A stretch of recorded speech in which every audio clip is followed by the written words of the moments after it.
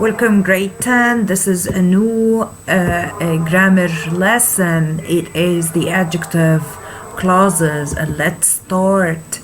Adjective clauses, some things that you have to learn about adjective clauses before you encounter them.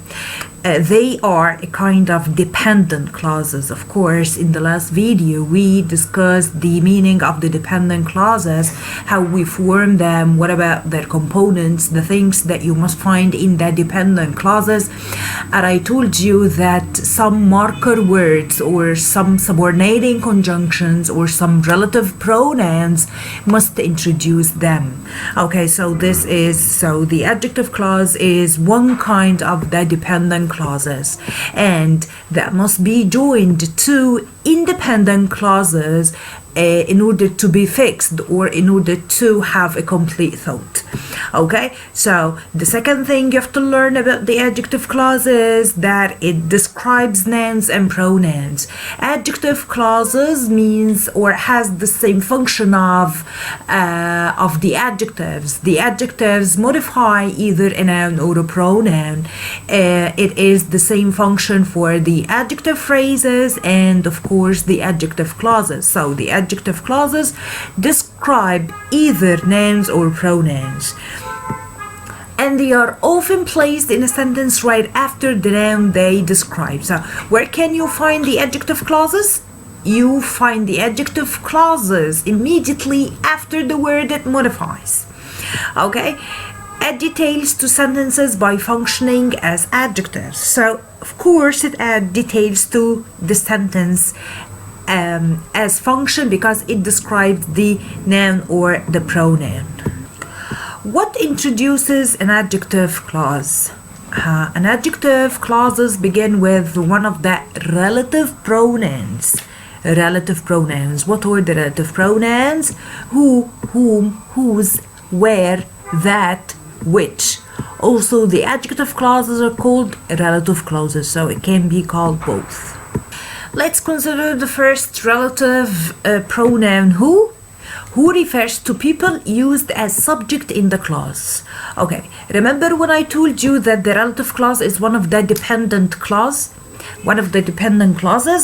Okay, and the dependent clauses must have a subject and a verb. So here, ask yourself, read this sentence first. The lady who teaches in political science department is my mentor. So here, where is the relative clause? The relative clause begins with the relative pronoun, of course. The relative pronoun here is who. So who teaches in political science department. So this is starting from who till department is the relative clause. Okay, the relative clause is one of the dependent clauses. So here we must find a subject and a verb. Ask yourself, where is the subject? Forget about the lady. The lady is the subject of the main sentence of the independent clause. No, forget about it now. Here I'm asking from the word who. Tell the word department. Where is the subject? The subject is who itself. That's why he tells you here that who refers to people and they are used as subjects in the clause. So here, who is the subject of the relative clause? Where is the verb? Teaches. So here we have relative clause. Here we have a relative clause that modifies the word lady. The word lady here, the noun here is lady, and who teaches in political science department is the clause or is the adjective clause, the relative clause that modifies the lady. The next relative pronoun is whom, and whom refers to people used as object or object of proposition. So the formal grammar recommends whom, not who in the object position. Consider this example. Sally, whom he knew, arrived yesterday. Where is the subject here? What is the relative pronoun first? Relative clause, I'm sorry. What is the relative clause? Whom he No. This is the relative, huh? This is the relative clause. Okay, where is the subject? Of course, we have a subject, which is he. So in this case, we don't consider whom a subject, because we have already a subject. So whom here is considered the object of the sentence. Okay, the student of whom he spoke was a foreigner. The student of whom he spoke, of whom he spoke, is the relative clause here, right? Okay, ask yourself, where is the subject of this clause? He. Okay, and whom is the object of a preposition here? Okay, so here don't be confused. Just if you find who is followed by a verb, but whom is followed by another subject or is followed by a pronoun. Then move to which or that. Both of them refer to things or animals. Consider this example. Of course, the first sentence here is a complex sentence because it has one independent clause and the other one is dependent clause. Where is the independent clause? The watch was expensive. Where is the dependent clause or the subordinate clause? Which can bought. Which can bought. So here we have one independent and one dependent. Together they form a complex sentence. Where is the relative clause here? Which can bought. Which can bought. It modifies, of course, it modifies the watch. So here this is the relative pronoun. Okay, the ring that Jamie wears is from her husband. That Jamie wears. That Jamie wears is the relative clause here. And we use that here to refer to the ring. Okay, so this is the relative clause. Ask yourself, what is the subject here? Subject is Jamie. And where is the verb in the subordinate clause or the relative clause? Yes, it wears.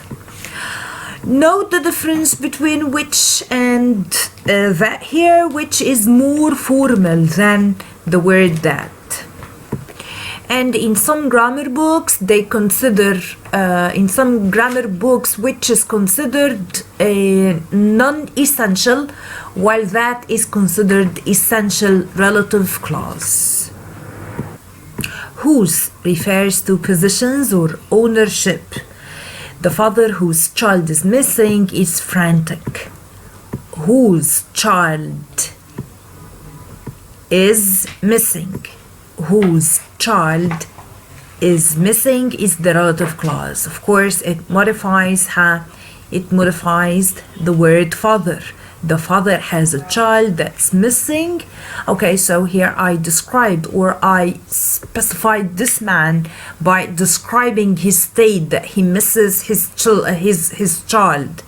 Okay, so that's why I gave him this clause, whose child is missing, to describe that person.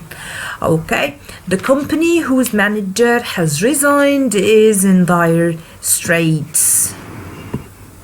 Whose manager has resigned is the relative clause here that modifies the noun or the subject here, the company. Move to the next one. And when it comes to when, time is mentioned here. So it refers to time, in year, in month, on day. It cannot be a subject, so we must find a subject after when, and it can be omitted. It can be deleted from the sentence. Consider this example. I will never forget the day when I graduated. When I graduated is the relative clause here. It modifies the noun day. Okay, I will never forget the day on which I graduated. And here you have to notice something so important. If we have a preposition that precedes the relative pronoun, the preposition is considered a part of the relative clause. So here the relative clause doesn't start from which. No, here it starts from on. On which. On which I graduated is the relative clause here. Move to this. We can change when or which to that. And also it can be omitted. So here I will never forget the day. I graduated without any relative pronouns. Where refers to places, of course. It cannot be a subject. It's followed by a subject. Consider this here. Where is followed by the subject here. He. Okay. It can be omitted, but a preposition add in to usually must be added. Consider this example. The house where he stays is old. So here where he stays is the relative clause. It modifies the house, and the house of course a place. That's why we used where. But it can be changed to be in which. The house in which he stays is old. Okay, consider this example. The house he stays in is old. It can be omitted. Okay, you can pause the video. Simply you can pause the video in order to ponder these examples. Move to why, and of course why refers to reasons. It can be omitted. Okay, so I don't know why he winked. Okay, or I don't know the reason why he winked. Okay, so here why modifies the noun reason. In the relative clause here is why he winked. I don't know the reason he winked. So we can omit the word why here. Move to the restrictive and non-restrictive relative clauses. Restrictive clauses are necessary for identification, tell exactly which thing or person. So it answers the question which one or what type. Okay, do not have commas, so don't use commas with restrictive clauses. They are also known as identifying or defining clauses. This is as for restrictive. As for non-restrictive, of course you're going to have many examples for these clauses now, but focus now on non-restrictive clauses. They are interesting with extra information, and consider the word extra here. Heed that word. The word extra here means that it is extra information, so it is not essential for the meaning of the sentence. Okay, but don't identify or tell which one. So this sentence or this clause, doesn't identify or tell you which one. Always have commas. You must find commas before and after the relative clause, which is non-restrictive. Okay, also known as non-identifying or non-defining clauses. Consider these examples. Okay, the soccer player who scored the goal is from Liverpool. Ask yourself, does it answer the question which one? Which soccer player? Yeah, the soccer player who scored the goal. So of course we have many soccer players, but which one? Which soccer player is from Liverpool who scored the goal? So here it's considered essential. It's considered restrictive. Okay, so that's why we didn't use any commas before and after the clause itself. The girl that borrows my book is my cousin. The girl is my cousin. Which girl? That borrows my book. That's why it is restrictive. The district. Which district? Where I live. Okay, is near the post office. So that's why these are restrictive relative clauses. Notice that we don't use any commas here. As for the non-restrictive adjective clauses, Ms. Tan, who is my English tutor, went to Korea last winter. Is it that important to know about Ms. Tan that she is an English tutor? What do you think? No. Try reading the sentence without this clause. Ms. Tan went to Korea last winter. So here, Ms. Tan is identified or is known or is defined by her name.